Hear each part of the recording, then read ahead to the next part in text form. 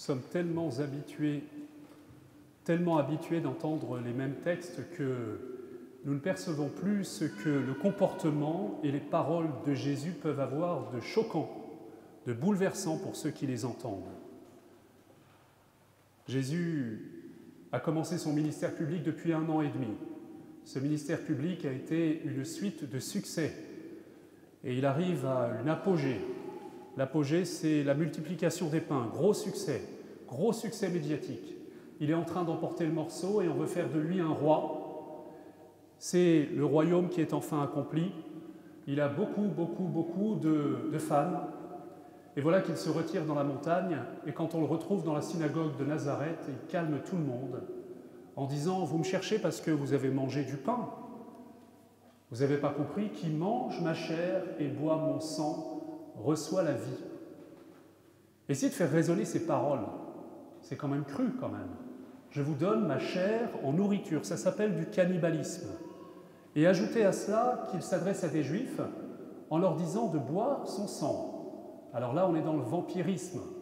Le vampirisme d'autant plus choquant qu'à l'époque, le sang, c'est un interdit absolu. Encore aujourd'hui, la viande cachère, c'est la viande qui a été séparée du sang. Le sang, c'est la vie. Le sang, c'est l'âme. Le sang, c'est ce qui revient à Dieu. Donc lorsqu'on immole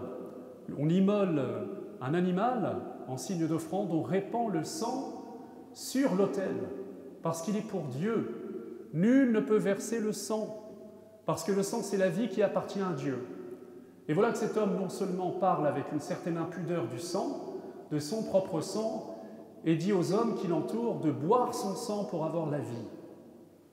Deuxième comportement qui devrait nous choquer, on a tellement l'habitude de voir cet épisode de l'entrée de Jérusalem dans le temple, vous savez, et il chasse les vendeurs du temple. Et il vide le temple de tout ce bétail qu'on offrait. On faisait des offrandes d'animaux, on versait le sang des animaux sur l'autel, et puis on brûlait la carcasse des animaux. Et il chasse tout cela. Et il faut comprendre le sens de ce geste. Il est arrivé un moment où le temple était vide. Il n'y avait plus d'animaux dans le temple. Il n'y avait plus rien à offrir. Si, il y avait une personne qui était seule dans le temple. Seul dans le temple, eh bien celui qui s'appellera, et tout à l'heure je le nommerai, voici l'agneau de Dieu qui enlève le péché du monde. Voici la seule offrande qui peut emporter le salut du monde. Voici la seule offrande que le Père peut agréer.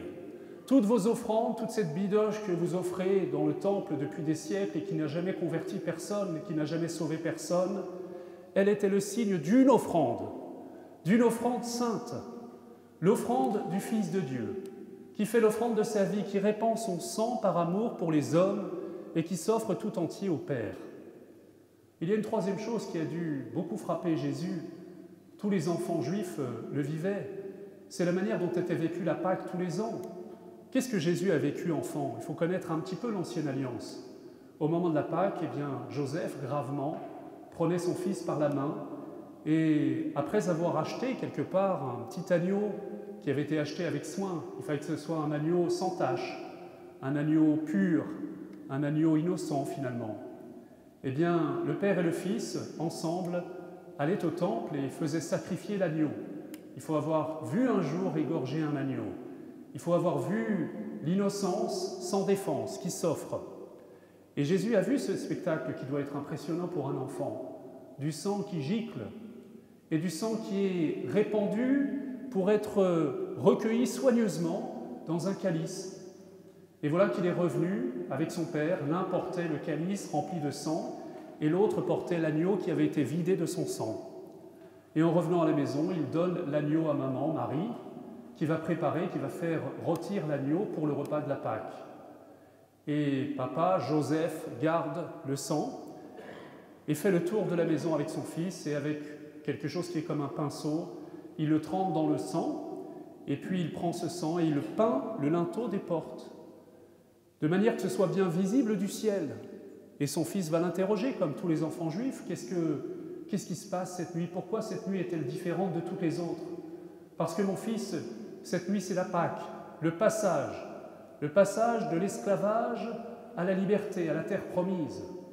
Oui, mais papa, pourquoi tu fais ce geste-là? C'est bizarre. Parce que, figure-toi, lorsque l'ange de la mort qui va passer cette nuit et qui doit tuer tous les premiers-nés de ce peuple, lorsqu'il verra le sang protecteur sur cette maison, il se détournera et tu auras la vie sauve. Eh bien, il a eu chaud. Il l'a vécu, ça. Et vous l'avez compris, l'agneau qui répand son sang, ce sang qui protège la famille de l'ange de la mort, celui qui représente évidemment le diable, l'accusateur, celui qui veut la mort de nos âmes, c'est le sang répandu par Jésus sur le Golgotha.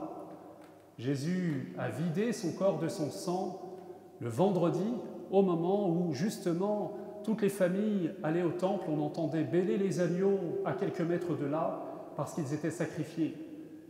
Celui qui a vidé son sang jusqu'au bout, puisque Jean, qui était témoin de cela, nous dit que lorsqu'on a transpercé son côté pour vérifier, pour attester la mort, il a jailli de son côté du sang et de l'eau, c'est-à-dire qu'il s'est véritablement vidé de tout son sang, comme on prenait soin de vider l'agneau du sang. Chers amis, contemplons ce sang sacré du Christ. Le Christ a versé son sang, et c'est le sang d'un Dieu. C'est le sang d'un Dieu fait homme. C'est le sang du cœur de ce Dieu. C'est ce qu'il y a de plus intime en lui qui vient se répandre en nous et que nous buvons. C'est une transplantation cardiaque, c'est une transfusion sanguine d'un sang d'amour qui vient du cœur du Christ jusqu'à notre cœur. Le Christ nous offre le plus intime de lui-même. C'était d'ailleurs le sens de cet interdit du sang, parce qu'il fallait bien symboliser d'une manière ou d'une autre l'âme, l'esprit, l'intimité de la personne, qui n'appartient qu'à Dieu. Et voilà que tout nous est donné, l'âme, l'intimité, le cœur même de ce Dieu fait homme nous est donné dans l'Eucharistie. Et ce sang nous protège. Ce sang nous protège. Vous devez de temps en temps prier de cette manière-là. Vous savez, je disais ce matin à des pères de famille, c'est très important que vous bénissiez vos enfants, que vous bénissiez votre épouse, que vous fassiez ce geste que font certaines personnes de mettre le crucifix au-dessus de la porte de leur maison. C'est le rappel de ce sang de l'agneau qui se déverse sur le linteau des portes et vous prenez autorité en disant « Dans cette maison, l'ange de la mort ne passera pas, le mal ne passera pas. Je prends autorité parce que seul le sang pur, amoureux de Dieu va régner et va se répandre sur toute cette maison et toutes ses activités. » Autrefois, au XVIIe siècle, il y a eu tout ce mouvement, vous savez, le cœur sacré de Jésus, suite aux apparitions à Paris monial, et on invitait les chrétiens qui le voulaient à mettre une représentation du cœur de Jésus, ce cœur qui a été transpercé au-dessus de la porte ou à côté de la porte. Eh bien, c'est cette signification.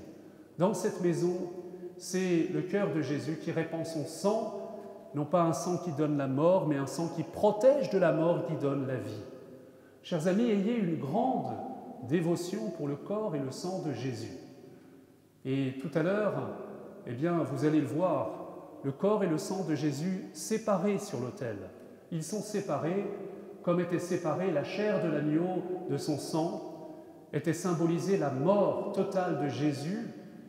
Et lorsque le prêtre va boire le sang en mangeant le pain, le corps du Christ, eh bien cette vie va être à nouveau infusée en lui et en même temps qu'en lui, en nous tous, dans le corps de l'Église, pour nous donner la vie. Chers amis, nous devons penser qu'il n'y a rien de plus intime. Si Dieu avait trouvé un signe qui pouvait manifester plus profondément ce don de son amour, qui n'est pas un don extérieur, mais qui est un don, c'est le cœur, c'est le sang de son cœur qui déverse dans notre cœur, frères et sœurs. C'est ce sang qui nous protège plus efficacement que toute autre chose. Alors nous devons faire bon usage de ce sang. Lorsque vous bénissez quelqu'un, eh bien pensez que le sang de Jésus se le recouvre et que ce sang fait comme un rideau contre tout ce qui peut l'assaillir, toutes les forces du mal, toutes les forces de la mort. C'est très efficace. Ça s'appelle un exorcisme. C'est le plus efficace, tout le monde peut le faire. Aimons, utilisons ce sang qui est versé pour nous. Aimons et adorons ce corps et de ce sang qui ont été versés pour nous et qui sont le témoignage vivant de l'amour de Dieu. Vous savez, le sang, c'est très vivant. On a souffert depuis 1 an de distanciel, de virtuel. On n'en peut plus de ces images. Et on veut du réel, on veut du présentiel, on veut du corps et du sang, on veut de la chair. On veut toucher le corps de notre Seigneur, on veut recevoir sa vie, non pas à travers un écran, non pas à travers du virtuel. Vous savez, vous en avez beaucoup des amis virtuels que vous ne reconnaîtriez pas dans la rue. Mais le Christ est là, le Christ est présent. Il n'y a pas grand-chose à voir, il n'y a pas grand-chose à entendre, contrairement à nos écrans, mais il y a une présence réelle, une présence d'amour qui se déverse en nos cœurs. Alors adorons ce corps et ce sang d'un Dieu qui vient nous rejoindre au plus intime. Amen.